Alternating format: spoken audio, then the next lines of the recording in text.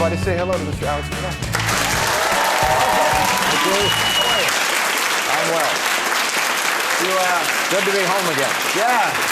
So I left the CBC, I believe, the year you were born. 72, eh? Wow. No, 73. I was one, Alex. It was my fault. I'm sorry. Okay, yeah, you were a little late coming out. Yeah, I was a little late coming out.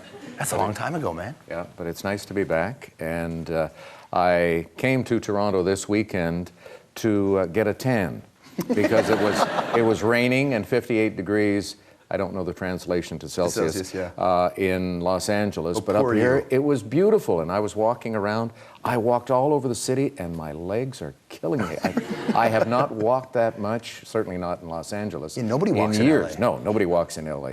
I'm going to the garage. Take the car. Okay. Is it nice to come home knowing you're going to be back on CBC? Like, is that important to you to have that connection in Canada? Yeah, it's. I've always regarded Canada as my home, and rightfully so. And it's wonderful to come back to a place where people feel warmly disposed to you. On my way over to the studio here today, I was waiting for the light to change just across the street, and a taxi pulled up in front, and I didn't need a cab, but the cab driver got out and waved to me and said, "Hey, Alex." And it was kind of nice. It just made me feel really warm and toasty. See, I would imagine that would be a good sign. I often wondered if being Alex Trebek at a cocktail party would be terrible because everybody just quizzing the hell out of you all the time. No, they used to do that. Did they? Oh yeah, in the early days, they would either come to me and throw clues at me, or they would correct my pronunciation. And most of the time they were wrong, and when they tried to say that the show had made a mistake, I said, well, wait a minute. What do you think we said on the clue? And they would tell me. And I said, oh, you missed an important word. You have to pay attention to all the words in the clue. Otherwise, it will allow 2 or 3 different responses. We nail it down pretty tight. And they said, oh, okay. One lady wrote me in the early days of Jeopardy when I was the producer, and I used to respond to all of the mail. And she said, you made a terrible mistake. Da-da, da-da, da-da, da-da. So I wrote her back and I said, no, we didn't. It is this, this, this. She wrote me back, one of the few people who wrote back afterwards, and said, I want to thank you so much for responding to my letter. My husband is the one who had told me all these years that was right, and now I can nail him. You did her a favor. Absolutely. That's my job in life, to do favors for women. Well done. Is that why you shaved the mustache off? No, I did it on a whim. Really? We were taping our shows, and we tape 5 shows a day, 2 days a week. And we were about to tape the last show on the 2nd day of taping. And I walked into the makeup room, and I said, I'm going to shave my mustache. And I shaved off half of it. And I said, I wonder if I should go out this way. Yes. And they said, no, you better not. So I shaved the other half, and I walked out for the last show. Didn't tell anybody, not even the producer. And I would say 10% of the people in the studio audience did not notice that there was a difference. And when I got home that day, I walked into the house, my wife and the 2 kids were sitting there. I said, hi, how you doing? Fine. What kind of a day did you have? It was okay. And it took about 10 minutes before they noticed. I said, I was getting worried. I said, you guys notice anything different about me? And my wife looked up and said, oh my God, you shaved your mustache. And my son, who was 10 at the time, started to cry. Because all of a sudden his world had been shattered and changed. Right. And what's amazing about the mustache is that with all the turmoil going on in the world at that time, the mustache got play in newspapers and on television all over the country. That's why I heard Trebek shaved his mustache. I tell people, wait a minute.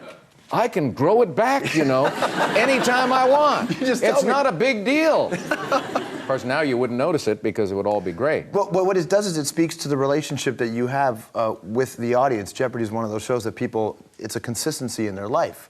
And I wonder for you, it's a constant in their life, I wonder for you, having done a whole bunch of shows before that, when you first went on to do Jeopardy, is it the kind of thing where you could tell that this is different? Had no idea. It was a job. I'd been out of work for a couple of months, and they called me and said, we're thinking of bringing Jeopardy into syndication because Wheel of Fortune has done so well.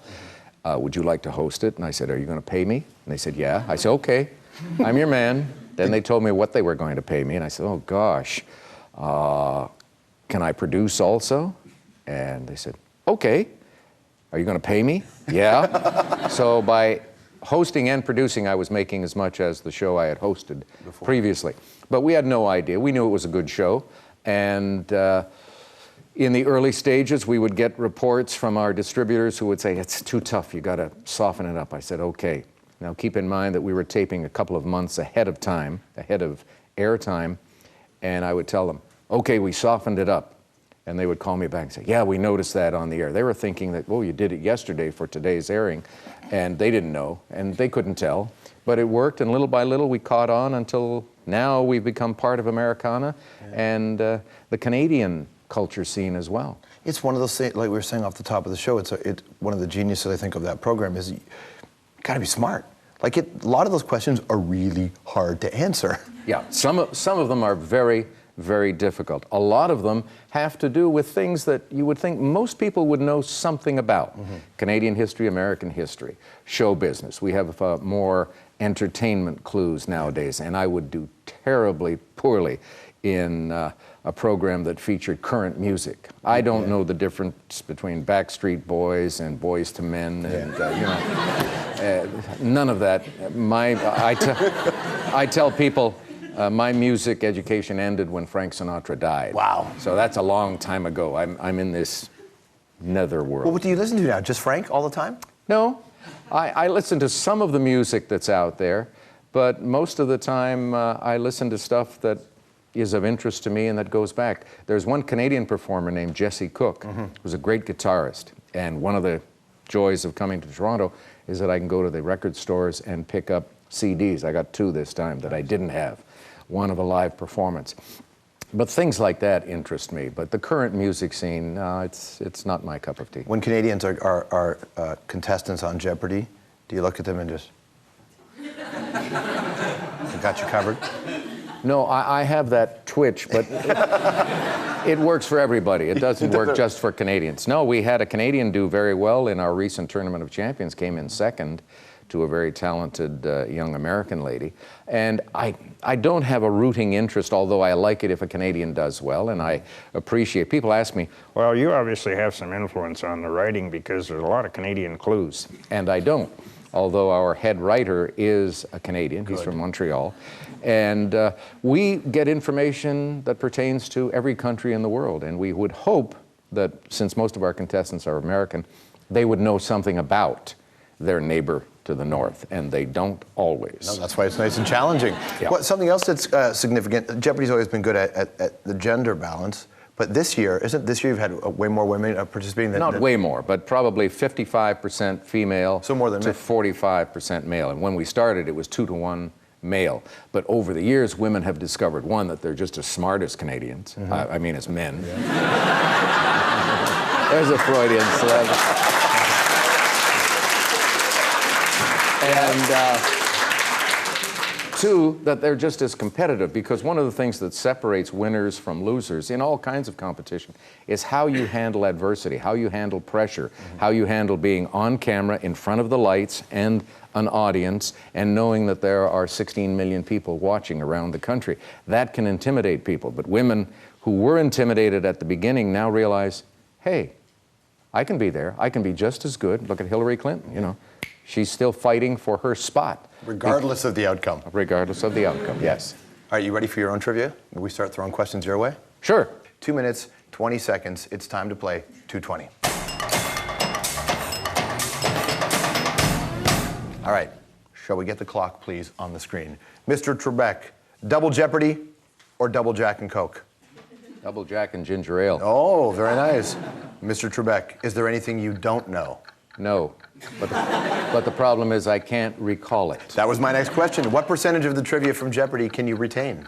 Only items that are in areas that are of interest to me. Otherwise, it's gone immediately. All right, how about this one then? When a contestant is telling you some boring story about their life, how tempting is it to just kick them off the show, compete for the cash yourself? Is it A, pretty tempting, or B, very tempting? C, not very tempting at all, because I'm older and I've lost a step. A good 30-year-old would clean my clock. Are women smarter or simply faster on the buzzer?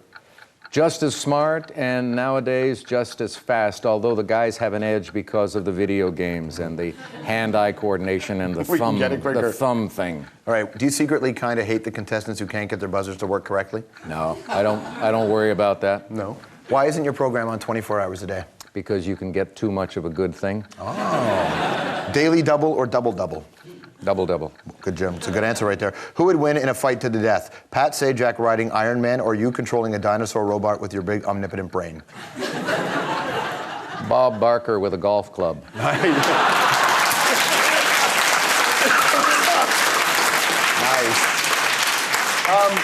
Who does a better version of you, Will Ferrell or Eugene Levy? Eugene Levy by far. He's a masterpiece, isn't he? Yeah. All right, Conan's replacing Leno. Who do you want to replace you if you were to allow that to happen? A young lady with a mustache. I'm sure that's out there. It's possible. Do you hear the final Jeopardy theme song in your nightmares? No. Do you love that song? Pardon? Do I love it? Yeah. I don't give it as much thought as the people who watch the program do. Da, da, da. You see? Yeah.